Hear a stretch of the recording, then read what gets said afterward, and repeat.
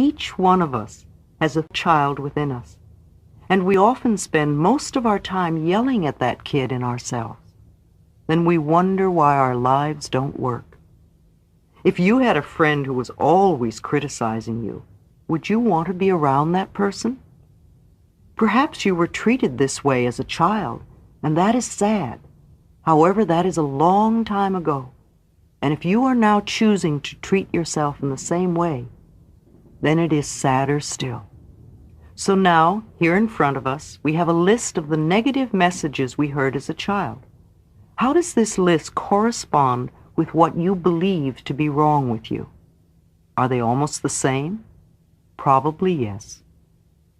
We base our life script on our early messages. We are all good little children and obediently accept what they tell us as truth.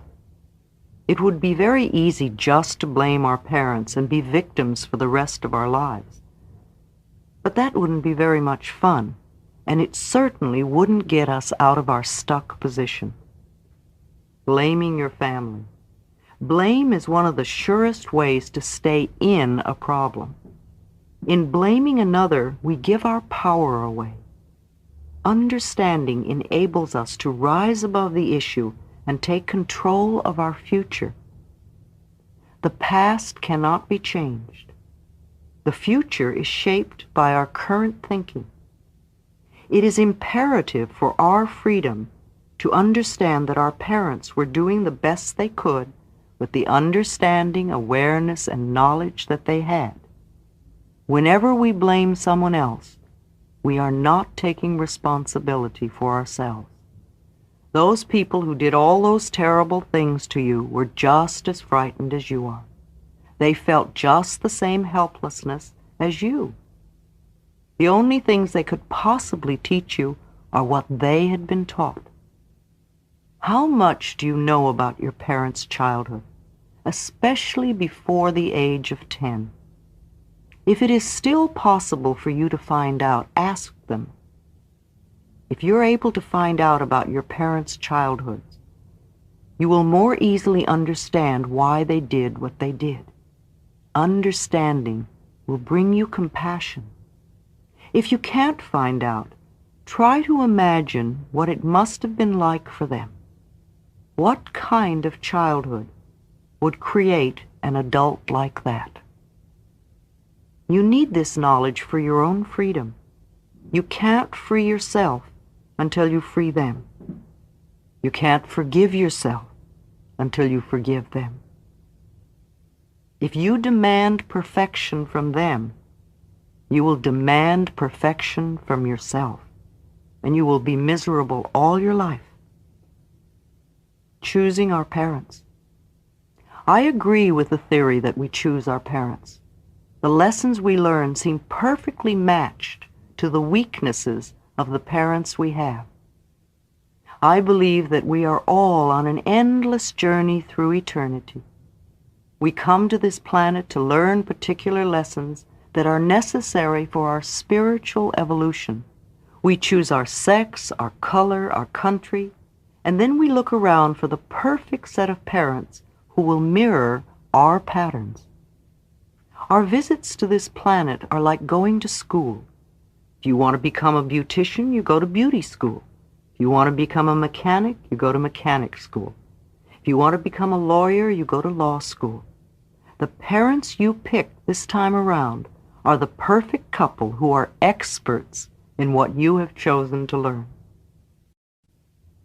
When we grow up, we have a tendency to point our fingers accusingly at our parents and say, "You did it to me."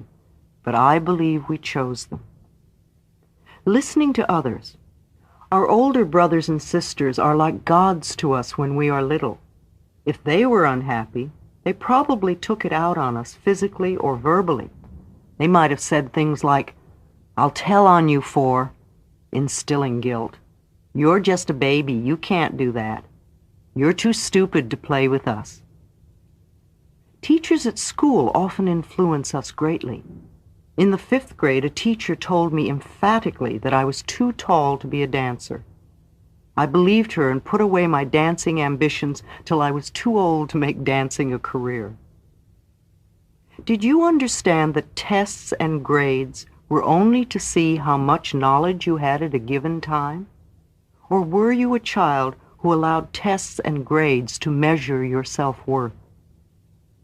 Our early friends share their own misinformation about life with us. The other kids at school can tease us and leave lasting hurts. When I was a child, my last name was Lunny, and the kids used to call me lunatic. Neighbors also have an influence, not only because of their remarks, but also because we're asked, what will the neighbors think? Think back to what other authority figures were influential in your childhood. And, of course, there are the strong and very persuasive statements made by advertisements in periodicals and on television. All too many products are sold by making us feel we are unworthy or wrong if we don't use them. We are all here to transcend our early limitations, whatever they were. We are here to recognize our own magnificence and divinity no matter what they told us. You have your negative beliefs to overcome, and I have my negative beliefs to overcome.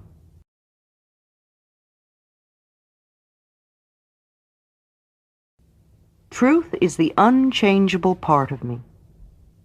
The question, is it true or real, has two answers, yes and no.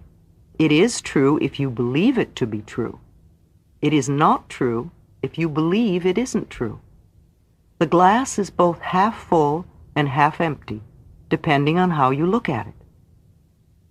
There are literally billions of thoughts we can choose.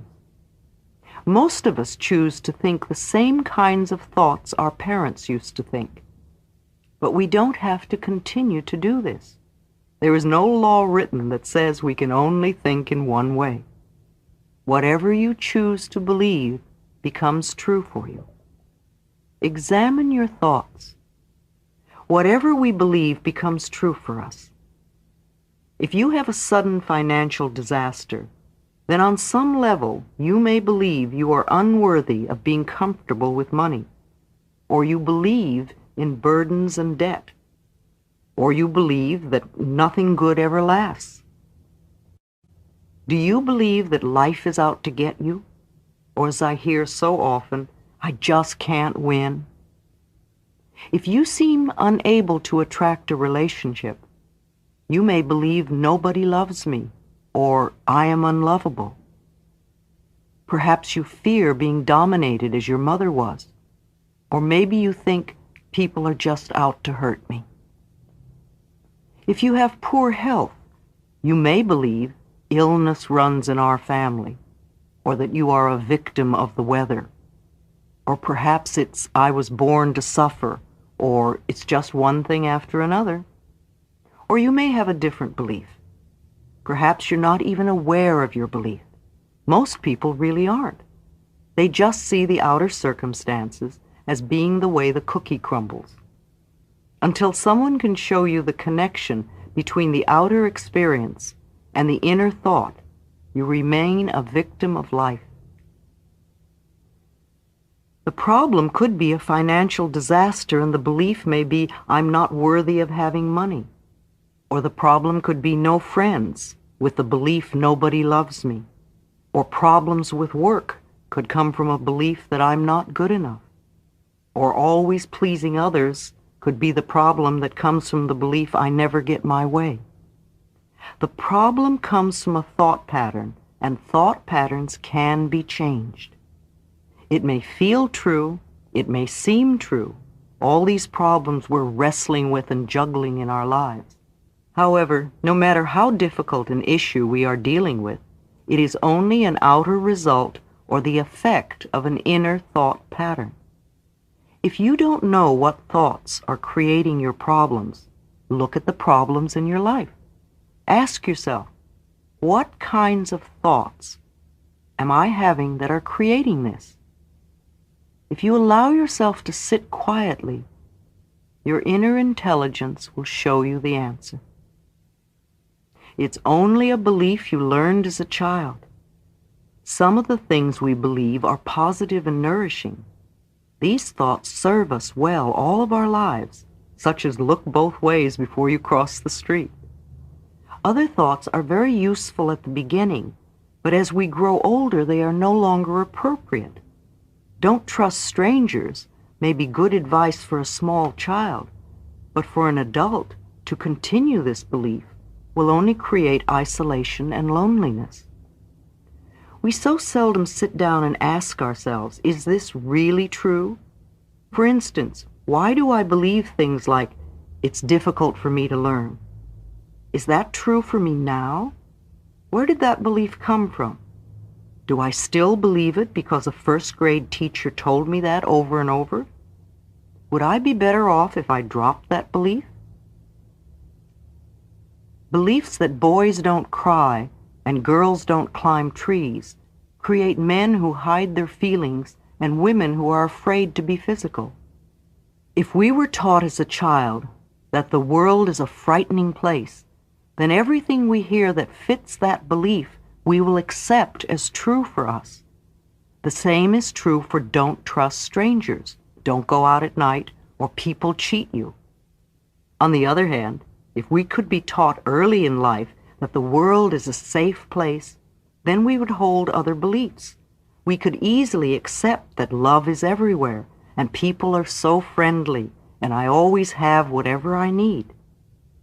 If you were taught as a child that it's all my fault, then you will walk through your life feeling guilty no matter what happens.